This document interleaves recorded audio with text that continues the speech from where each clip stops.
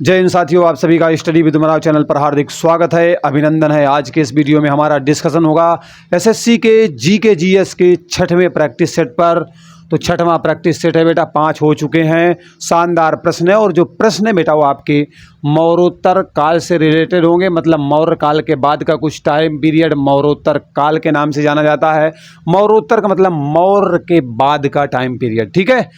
और सबसे बड़ी बात बताएगा बच्चों, आपके जो सारे के सारे प्रश्न है एसएससी की परीक्षा में कहीं ना कहीं आए हुए हैं, सुसेशन और जानदार हो जाता है और साथ ही साथ में आपको मजबूती प्रदान करेगा। मिलिंद पन्हो क्या है, ये आपसे पूछा गया है। मिलिंद पन्हो क्या है? तो बौद्ध स्थल का नाम है नहीं, कला का बौद्ध नाम है नहीं, बुद्ध का एक नाम है नहीं बेटा, बौद्ध पाठ है। पाठ को आप ग्रंथ के नाम से भी जानते हो, इसे आप कह सकते हो भैया ये तो बौद्ध ग्रंथ है, बौद्धों का एक ग्रंथ है।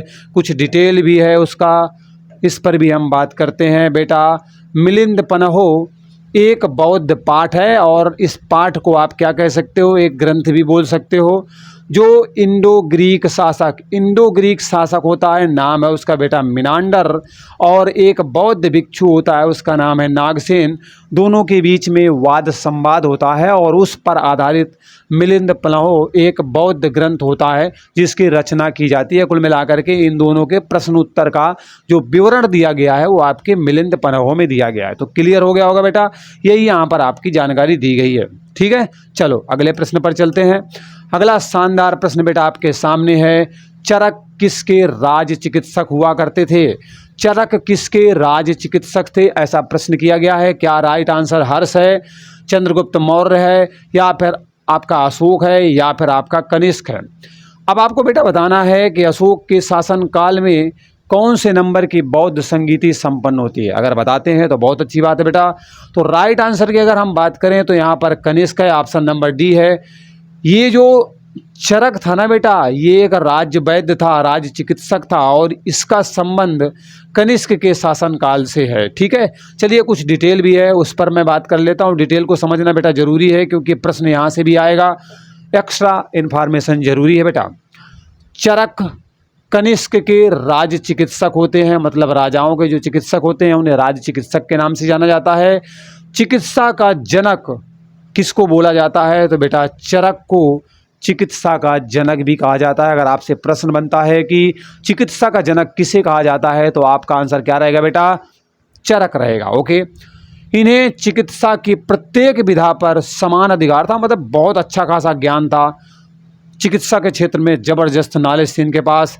चिकित्सा शास्त्रीय ग्रंथ चरक संहिता भी इन्हीं के द्वारा लिखी जाती है। नाम बेटा चरक है और चरक के द्वारा चरक संहिता लिखी जाती है और ये किस पर आधारित होगी? जाहिर सी बात है कहीं ना कहीं चिकित्सा पर आधारित होगी क्योंकि इनका क्षेत्र ही चिकित्सा था, ठीक। चलो अगला बेटा प्रश्न दिया गया है कि कुषाण काल में क्या लिखा हुआ है? कुषाण काल में भारतीय और ग्रीक शैली के मिश्रण से विकसित कला विद्यालय को किस नाम से जाना जाता था? मतलब कुषाण काल में, कुषाणों के टाइम पीरियड में बेटा जो भारतीय शैली थी और जो ग्रीक शैली थी, जब ये मिश्रित होती थी, मिल जाती थी, उसके बाद जो कला विद्यालय का जन्म होता था या विकसित कला विद्यालय जो होते थे वो किस नाम से जाने जाते थे, वो आपसे पूछ रहा है। एक्चुअली कह रहा है कि कौन सी कला का जन्म होता था। देखो भाषा क्या कह रहा है? कला विद्यालय। आप कहोगे यार कला का विद्यालय जहाँ पे कला वगैरह सिखाई जाती होगी, वो ये नहीं कहना चाहता, वो ये कहना चाहता है एक्चुअली में कौन सी कला का जन्म होता है। तो बेटा भारतीय और ग्रीक शैली जब मिलती है ना तो गांधार कला का जन्म होता है। ऑप्शन नंबर सी यहाँ पर आपका क्या है? बिल्कुल राइट आंसर है। कुछ डिटेल भी है जो मैं आपको बताता हूँ क्योंकि डिटेल भी बेटा बहुत महत्वपूर्ण होता है। जैसा कि अभी मैंने आपको अवगत कराया, गांधार कला जो होती है वो कुषाण काल में विकसित होती है, ठीक है। गांधार कला का जन्म बेटा कब होता है? तो कुषाण काल को माना जाता है, ऐसा प्रश्न बन सकता है। गांधार कला की विषय वस्तु भारतीय होती है। अगर विषय वस्तु की बात करें, जो गांधार कला की विषय वस्तु क्या थी, तो भारतीय होती है, परंतु कला शैली यूनानी और रोमन हुआ करती है, ठीक है। गांधार कला को ग्रीको रोमन, ग्रीको बुद्धिस्ट या हिंदू यूनानी कला के नाम से भी जाना जाता है। अब देखो क्या है ना कि ऑप्शन में आपके दे सकता है कि गांधार कला को निम्न में से किस नाम से नहीं जाना जाता है, ऐसा प्रश्न दे सकता है वो। ऑप्शन एक आपको क्या देगा, ग्रीको रोमन दे देगा, तो इसको तो बोला ही जाता है। ग्रीको बुद्धिस्ट बोल देगा, ये भी बोला जाता है। और हिंदू यूनानी कला बोल देगा। तो 3 ऑप्शन ये हो गए, चौथा कोई और डाल देगा, आप फंस जाओगे। इसलिए समझना बेटा जरूरी है। सर्वप्रथम गांधार नामक स्थान पर इसके प्रकट होने की वजह से इसे गांधार कला के नाम से जाना जाता है। ठीक, चलो यहाँ तक समझ में आ गया। अगला प्रश्न बेटा ध्यान से देखो। कौन सी कला ग्रीको बौद्ध कला के नाम से भी जानी जाती है, मतलब ग्रीको बौद्ध कला के नाम से किस कला को जाना जाता है। तो अभी आपने तीनों नाम देखे हैं, तो राइट आंसर बेटा क्या है, गांधार कला। ऑप्शन नंबर ए यहाँ पर आपका क्या होगा, बिल्कुल राइट आंसर हो जाएगा। ठीक है बेटा, जो गांधार कला है वो भारतीय और यूनानी कला का क्या होता है, मिश्रण होता है, समागम होता है। इस कला शैली के प्रमुख संरक्षक शक और कुषाण हुआ करते थे। मतलब अगर बात करें ना कि गांधार शैली का एक्चुअली संरक्षण कहाँ पर ज़्यादा मिलता है या किनके द्वारा इस शैली को संरक्षण दिया जाता है, तो बेटा आपके शकों के द्वारा भी दिया जाता है, कुषाण शासकों के भी द्वारा भी दिया जाता है। इस कला का विषय मात्र बौद्ध होने के कारण इसे यूनानी बौद्ध या फिर कह सकते हैं इंडो ग्रीक या कह सकते हैं ग्रीको रोमन, इन नामों से भी जाना जाता है। नए नए नाम निकल करके आ रहे हैं बेटा, आप ध्यान रखिएगा, क्योंकि परीक्षा में मैंने आपको बताया कि निम्न में से कौन सा नाम नहीं है। इस तरीके का प्रश्न दे करके आपको उलझा सकता है, संकट में डाल सकता है। बौद्ध धर्म का संरक्षक कुषाण शासक कौन था, मतलब विशेष करके बौद्ध धर्म को संरक्षण देने वाला कुषाण शासक कौन था, तो उसका नाम बेटा कनिष्क था। कनिष्क के समय में कौन से नंबर की बौद्ध संगीति संपन्न हुई थी, अगर आप बता सकते हैं तो बिल्कुल बताइए, बहुत ज़रूरी है वार्तालाप करना और आप कमेंट करके मुझे अपार खुशी होगी। बेटा प्रश्न है, मतलब प्रश्न का डिटेल है कि बौद्ध धर्म का संरक्षक कुषाण शासक कनिष्क को माना जाता है और इसके शासनकाल में, लो पूरा डिटेल भी है, कश्मीर के कुंडलवन में, ये कुंडलवन, कश्मीर का कुंडलवन एक स्थान होता है बेटा, यहाँ पर चौथे नंबर की बौद्ध संगीति या कह सकते हैं बौद्ध सभा का आयोजन किया जाता है। बेटा ये जो चौथे नंबर की बौद्ध संगीति होती है जो कि आपके कुंडलवन कश्मीर में होती है, इसकी जो अध्यक्षता होती है वो बौद्ध विद्वान वसुमित्र के द्वारा की जाती है। और अश्वघोष जो है इस सभा के चौथी बौद्ध संगीति के उपाध्यक्ष होते हैं। इसे भी बहुत ध्यान रखिएगा, क्योंकि ऑप्शन में वो क्या करेगा ना, इनमें से कोई नहीं भी रखेगा और कहेगा अध्यक्षता किसके द्वारा की गई, ऑप्शन में अश्वघोष डाल देगा, वसुमित्र को गायब कर देगा। आप कहोगे इनमें से तो कोई होगा नहीं, अश्वघोष ने अध्यक्षता की थी। नहीं बेटा, ये उपाध्यक्ष थे, अध्यक्ष तो वसुमित्र थे। ठीक, चलो। कनिष्क के समय में बौद्ध धर्म 2 संप्रदाय में बढ़ जाता है और एक का नाम हीनयान, दूसरे का नाम होता है महायान। मतलब चौथी बौद्ध संगीति के बाद में बौद्ध धर्म 2 भागों में बढ़ जाता है, बिखर जाता है। एक शाखा हीनयान बनती है तो दूसरी महायान बनती है। ठीक, चलो यहाँ तक भी मेरे बच्चों को समझ में आ गया। अगर कोई डाउट है तो मेरे बच्चों कमेंट बॉक्स खाली है। ठीक है, चलो अगला सवाल आपके सामने दिया गया है कि निम्नलिखित साहित्यिक कृतियों का उनके लेखकों के साथ मिलान करना है। बेटा यहाँ पर जो आपका कविराज मार्ग दिया गया है ये आपके अमोघ वर्ष की रचना है, तो 3 में मिल जाएगा। मैं ऐसा करता हूँ थोड़ा सा छोटा करता हूँ, क्योंकि तभी आप ऑप्शन के हिसाब से समझ पाओगे, क्योंकि नीचे ऑप्शन भी दिए गए हैं, थोड़ा सा छोटा करना होगा। अब आप देख सकते हो। ठीक है, ये बेटा आपके ऑप्शन दिए गए हैं, इन्हीं से हम मिलान सही से कर पाएंगे। तो पहला तो आपने देखा ये, ओके, तो कविराज मार्ग बेटा अमोघ वर्ष से मिलान कर लेगा। इसके बाद जो आदि पुराण है ना, ये बेटा आपका कहाँ मिलेगा, ये जिनसेन से मिल जाएगा। मतलब आपने देखा 3 मिलान हो रहा है, 4 में मिलान हो रहा है। उसके बाद जो गणिता सारास्मग्री जो दिया गया ये महावीराचार्य का है, मतलब 1 नंबर आएगा, फिर 2 नंबर आएगा। मतलब इस तरीके से चलने वाला है आपका मिलान में। तो 34-12 मतलब 3 4 1 2 कहाँ दिए गए हैं, 3 शुरुआत होगी तो 4 12 तो होगा नहीं, 2 वाला होगा नहीं, 3 4 दोनों में दिए गए हैं। फिर आपका 1 दिया गया है, सो ऑप्शन नंबर सी क्या होगा, बिल्कुल राइट आंसर हो जाएगा। ऑप्शन नंबर सी बेटा यहाँ पर आपका बिल्कुल सही हो जाएगा, बिल्कुल राइट आंसर हो जाएगा। चलिए अगले प्रश्न पर चलते हैं। उससे पहले कुछ डिटेल दिया गया है, एक्चुअली वही मिलान करके सामने सामने रख दिया है, जो कि मैं ऑलरेडी आपको बता चुका हूँ। अगर बात करें कविराज मार्ग की, तो इसका राइट आंसर बेटा क्या है, लेखक इसके अमोघ वर्ष हैं। आदि पुराण के लेखक बेटा जिनसेन हैं, और गणित सारास्म गृह के जो रचनाकार है, लेखक है महावीराचार्य हैं, और अमोघ विथी की रचना जो है वृथि है, अमोघ वृथि, इसकी रचना बेटा सक्टायन के द्वारा की गई है। ओके, चलिए यहाँ तक बेटा क्लियर हुआ। नेक्स्ट क्वेश्चन दिया गया है कि यहाँ पर भी आपके ऑप्शन को ही मैच करना है, इसलिए थोड़ा सा छोटा रखूँगा मैं। बेटा दिया गया है जोड़े आपको बनाने हैं, मिलान करना है। अगर आप बात करें विक्रम संवत की, विक्रम संवत की, तो इसका राइट आंसर बेटा कौन सा है, ए वाला किससे मिलेगा, जाकर के 3 वाले से मिलेगा, क्योंकि विक्रम संवत बेटा आपके 58 BC को माना जाता है। ठीक है, तो ए वाला किसके साथ मिल जाएगा, 3 के साथ मिल जाएगा।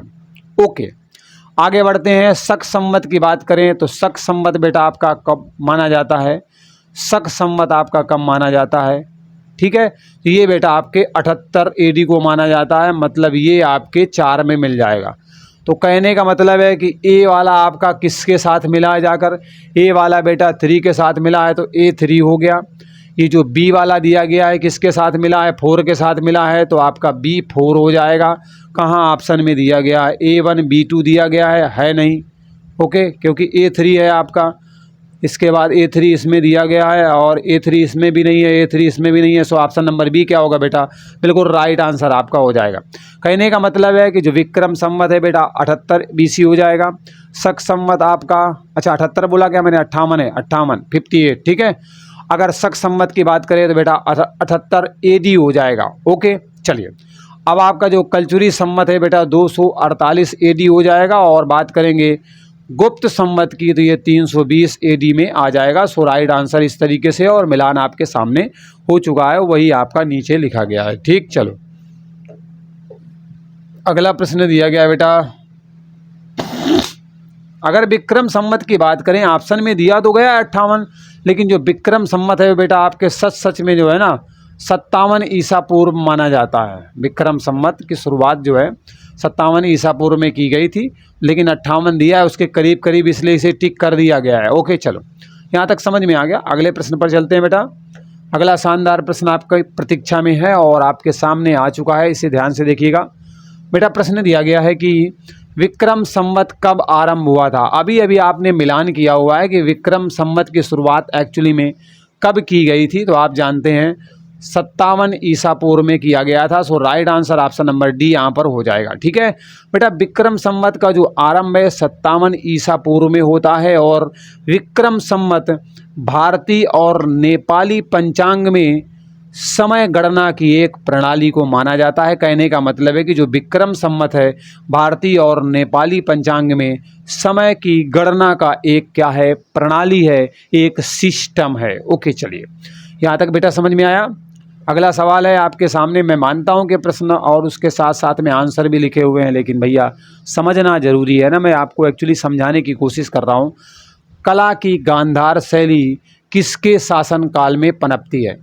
देखो प्रश्न फिर वही घुमा के आया है कि जो गांधार शैली एक्चुअली किसके शासनकाल में पनपती है, तो बेटा राइट आंसर है कनिष्क के शासनकाल में। ये कनिष्क वही व्यक्ति होता है जिसके समय में चौथे नंबर की बौद्ध संगीति का आयोजन कश्मीर के कुंडल वन में वसुमित्र की अध्यक्षता में और अश्वघोष की उपाध्यक्षता में संपन्न होती है। ध्यान रखिएगा। अब इसका कुछ डिटेल भी है जो मैं आपको करवाना चाहता हूँ, बताना चाहता हूँ। वो डिटेल बेटा कुछ इस तरीके से दिया गया है कि कुषाण काल मुख्यतः कनिष्क के समय की बातें हैं। इस दौरान मूर्ति कला की गांधार शैली भारत ग्रीक, अर्थात जिसे भारत यूनानी बोलोगे, शैली का मिश्रण होती है। मूर्ति कला की जो गांधार शैली है वो भारत ग्रीक शैली का मिश्रण होती है, मिक्सअप होती है। इसका केंद्र बिंदु बेटा कौन सा होता है, गांधार होता है, और इसे गांधार कला शैली के नाम से भी संबोधित किया जाता है, जाना जाता है, पुकारा जाता है, बुलाया जाता है। इसमें बुद्ध और बोधिसत्वों की मूर्तियाँ काले स्लेटी पाषाण से, पाषाण मतलब पत्थर से बनाई गई हैं। ठीक, चलिए इसका डिटेल था, आपने यहाँ पर बेटा सुना ध्यान से और देखा भी, तो सारी बातें आपको समझ में आई होंगी। अगला सवाल है कि प्राचीन काल में निम्नलिखित में से कौन कलिंग का एक महान शासक हुआ करता था। कलिंग का एक महान शासक कौन सा था? तो इसका राइट आंसर है बेटा कलिंग नरेश खारवेल। क्या है? कलिंग नरेश खारवेल है। तो ऑप्शन नंबर सी यहाँ पर आपका बिल्कुल राइट आंसर हो जाएगा। ठीक है, चलिए इसका कुछ डिटेल है उस पर भी हम बात कर लेते हैं। अगर हम बात करें प्राचीन काल की, तो प्राचीन काल में जो खारवेल थे कलिंग के एक शासक हुआ करते थे। बेटा ये वही वाला कलिंग का युद्ध है जिसमें अशोक ने भारी रक्तपात मचाया था। लगभग लाखों से अधिक लोगों की मृत्यु हुई थी, बहुत सारे लोग घायल हुए थे। मतलब मान लो कि खून की नदियां एक तरीके से बहा दी गई थी। ये कलिंग का युद्ध, इसके बाद अशोक का हृदय परिवर्तित हो जाता है और वो कहता है अब मैं तलवार नहीं उठाऊंगा, युद्ध नहीं करूंगा। ठीक है, ओके। एक महान शासक हुआ करता था बेटा खारवेल, जो कि आपके कलिंग से संबंधित था, कलिंग साम्राज्य से संबंधित था। इसके बारे में हमारी जानकारी का मुख्य स्रोत हाथी गुम्फा अभिलेख है। ओके, मतलब आपके कलिंग नरेश खारवेल के बारे में जो जानकारी है वो आपको हाथी गुम्फा अभिलेख से प्राप्त होती है। यह प्रथम शताब्दी ईसा पूर्व के लगभग टाइम पीरियड में शासन किया करते थे और इनका संबंध कलिंग के चेदी वंश से हुआ करता था। कलिंग के क्षेत्र में जो चेदी वंश शासन करता था उससे संबंध बेटा आपके खारवेल का हुआ करता था। इसने अनेक विजयें प्राप्त की थी, बहुत सारे युद्ध इनके द्वारा जीते गए थे। मगध के शासक बृहस्पति मित्र तथा दक्षिण के सातवाहन शासक सातकर्णी पर इनके द्वारा विजय प्राप्त की जाती है। मतलब आपके जो कलिंग शासक होते हैं, नाम जिनका बेटा आपका खारवेल था, एक्चुअली क्या था, ये चेदी वंश से रिलेटेड होते हैं। इनके द्वारा जो सातवाहन वंश के शासक थे जो कि दक्षिण भारत में शासन किया करते थे, नाम क्या था बेटा, सातकर्णी, इनको परास्त करने का काम खारवेल के द्वारा किया जाता है। जैन तीर्थंकरों की मूर्ति को मगध से कलिंग ले जाने में सफल भी रहता है बेटा आपका खारवेल, और कह रहा है इस तरीके से इनके द्वारा बहुत सारे नहरों का निर्माण भी करवाया जाता है। चलिए ये जानकारी यहाँ पर आपको मिल गई, और भी है कुछ बता देता हूँ वो भी भाई, क्यों कुछ बचे। प्राचीन नगर के दोनों तटों पर महाविजय प्रसाद नामक महल बनवाया गया था। बेटा खारवेल के द्वारा प्राचीन नगर के दोनों तटों पर महाविजय प्रसाद नामक एक महल का निर्माण करवाया जाता है खारवेल के द्वारा। यह जैन धर्म का अनुयायी था। खारवेल जैन धर्म को मानने वाला था और इसने महाराज, मेघवाहन, कलिंगाधिपति आदि की उपाधियों को भी धारण किया हुआ था। ठीक है, चलो ये तो डिटेल था यहाँ पर। अगला प्रश्न बेटा दिया गया है कि सातवाहन का सबसे बड़ा शासक कौन हुआ करता था। सातवाहन वंश का बेटा जो सबसे बड़ा शासक था गौतमी पुत्र सातकर्णी था। सो ऑप्शन नंबर बी यहाँ पर आपका क्या होगा, बिल्कुल राइट आंसर होगा। अगर हम बात करें बेटा सातवाहन वंश की, तो सातवाहन वंश में जो सर्वश्रेष्ठ शासक था उसका नाम था गौतमी पुत्र सातकर्णी। इसकी माता का नाम बेटा गौतमी बलश्री होता है।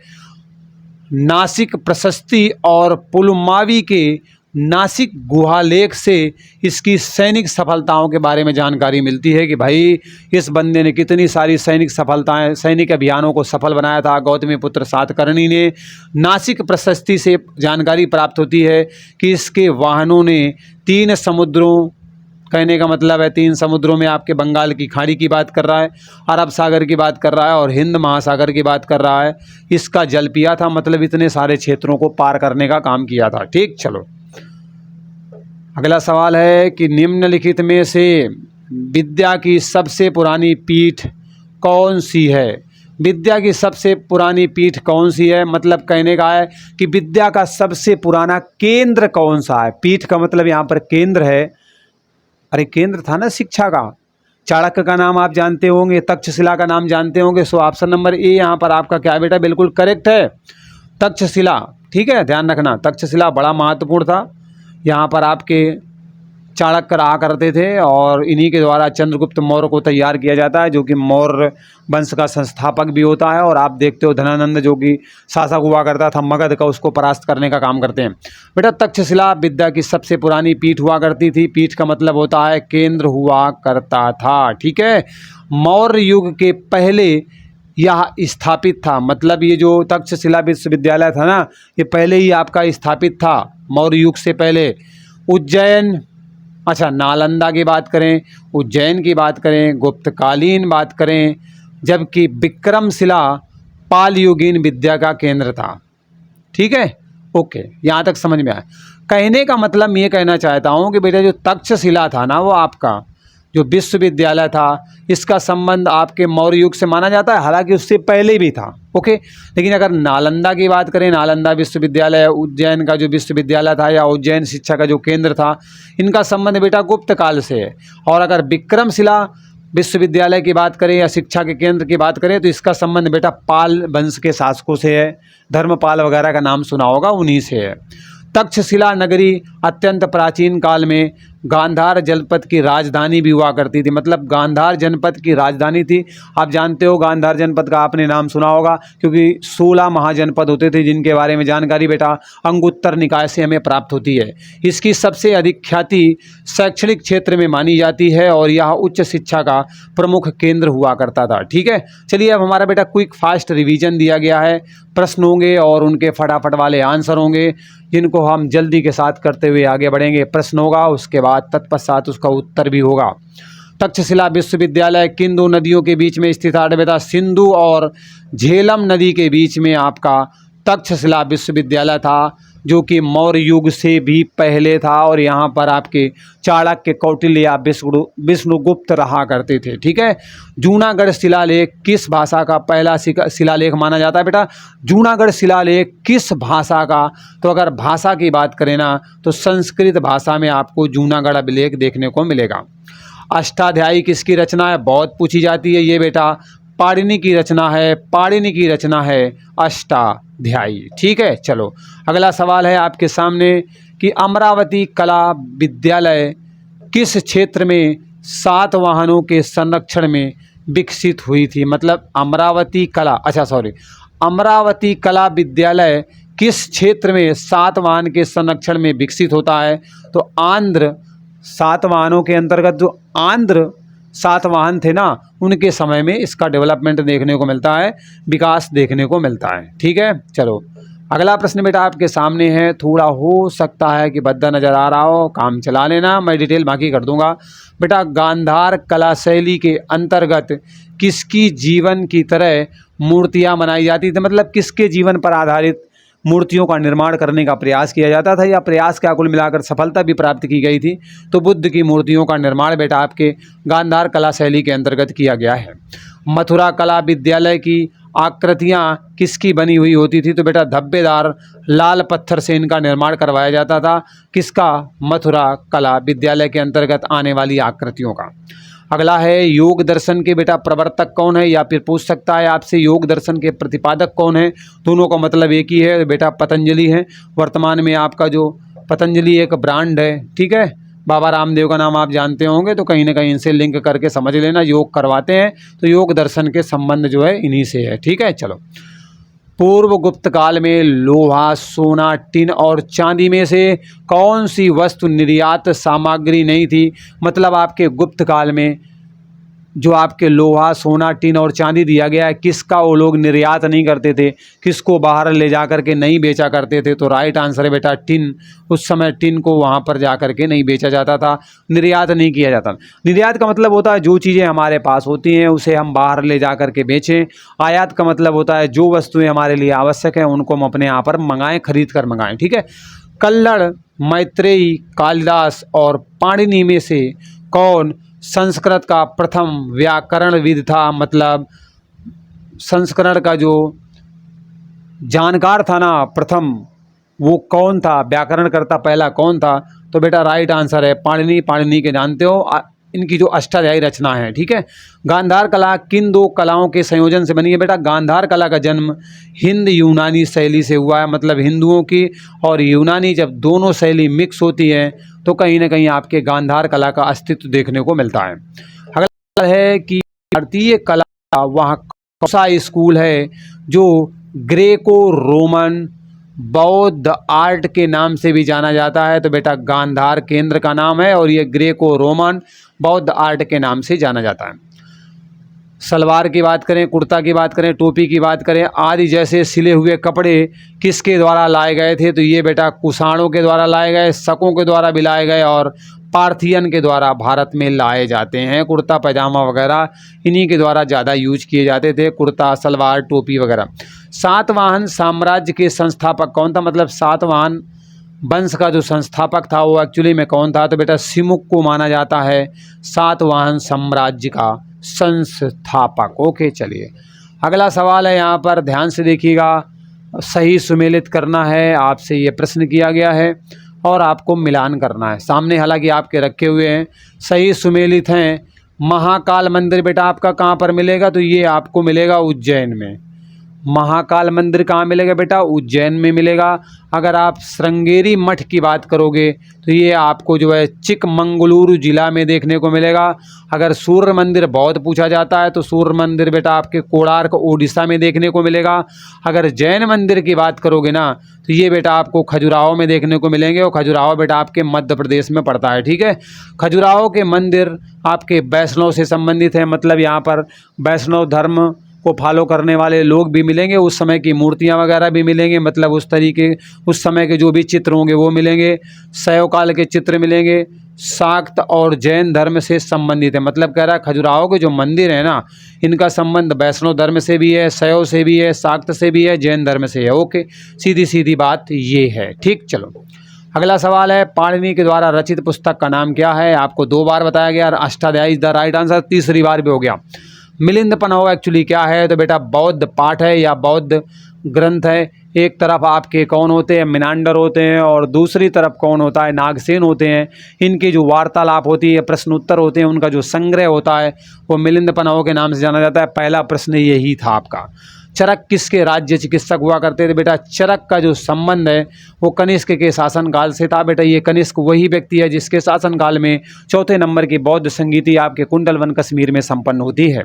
अगला है, कुषाण काल में भारतीय और ग्रीक शैली के मिश्रण से विकसित कला विद्यालय को किस नाम से जाना जाता है? तो बेटा अगर कुषाण काल में हम बात करें, कुषाणों के टाइम पीरियड की बात करें तो भारतीय और ग्रीक शैली जब मिक्स करती है तो जो एक कला का जन्म होता है उसका नाम होता है गांधार कला। ठीक है, चलो अगला सवाल है बेटा, कुषाण वंश का जो प्रसिद्ध राजा था वो कौन था? कुषाण वंश का प्रसिद्ध राजा कौन था? राइट आंसर है कनिष्क, वही व्यक्ति। चौथी बौद्ध संगीति। कनिष्क किस वर्ष राज्य सिंहासन पर बैठते हैं? आरूढ़ होने का मतलब होता है बैठते हैं, तो 78 ईस्वी में बैठते हैं। ठीक है, एक संवत चलाया जाता है जिसका नाम है शक संवत, दिया भी गया यहाँ पर। ठीक है, तो बेटा कनिष्क द्वारा एक संवत चलाया गया जिसका नाम था शक संवत। किसने और कब शुरू किया था? तो कनिष्क ने शुरू किया था, 78 ईस्वी में शुरू किया था। अगला है, बौद्ध धर्म का संरक्षक कुषाण शासक कौन था? अगर बात करें बेटा कनिष्क की तो का से कनिष्क हो गया और का से कुषाण हो गया, तो कनिष्क का संबंध बेटा कुषाण वंश से है और राइट आंसर क्या हो जाएगा? कनिष्क हो जाएगा। ठीक है, अगला प्रश्न आपके सामने है, उस पर भी बात करें। अगला सवाल दिया गया है कि राजा खारवेल, बेटा जो राजा खारवेल थे किस चेदी वंश के महानतम शासक हुआ करते थे? तो कलिंग में बेटा जो उस समय चेदी वंश शासन करता था तो कलिंग नरेश खारवेल अक्सर आपको लिखा हुआ मिलता है। और इनके बारे में जानकारी की अगर हम बात करें तो हाथी गुम्फा अभिलेख से जानकारी प्राप्त होती है। ठीक है, चेदी वंश से संबंधित है कहीं ना कहीं ये, और महानतम शासक है, नाम कलिंग राज खारवेल है, कलिंग से इनका संबंध है। कलिंग शासक खारवेल ने किसको संरक्षण दिया था? बेटा जैन धर्म को संरक्षण। कुल मिलाकर के जैन धर्म के अनुयायी थे तो स्वाभाविक सी बात है ये जैन धर्म को ही क्या करेंगे? संरक्षण प्रदान करने का काम करेंगे। तो इस तरीके से बेटा आपका ये वीडियो क्या होता है? समाप्त होता है। ठीक है, इस तरीके से आपका ये वीडियो समाप्त होता है। कैसा लगा कमेंट ज़रूर कीजिएगा। मैं आशा करता हूँ मेरे प्यारे बच्चे कमेंट ज़रूर करेंगे एक प्यारा सा। अगर अच्छा लगा हो तो लाइक ज़रूर कर दीजिएगा और पहली बार विजिट किए हैं तो चैनल को सब्सक्राइब ज़रूर कीजिएगा और बेल आइकन ज़रूर प्रेस कर लीजिएगा, जिससे कि आगे आने वाले जो वीडियो के नोटिफिकेशन है उसकी घंटी टनाटन आपके पास पहुंचती रहे और आप अपनी तैयारी को धार के ऊपर धार देने का काम करते रहें और आपके आगामी जो परीक्षाएं हैं उनको आप क्या करें? धज्जियाँ उड़ा करके आएँ जी के पोर्शन में। मैं यही आपकी जो है कामना करता हूं और इसी के साथ जो है विदा भी लेता हूं। अगले वीडियो में नए अपडेट के साथ मिलेंगे। तो चलिए उत्साहवर्धन के लिए कमेंट जरूर कीजिएगा। बाय बाय, टेक केयर, जय।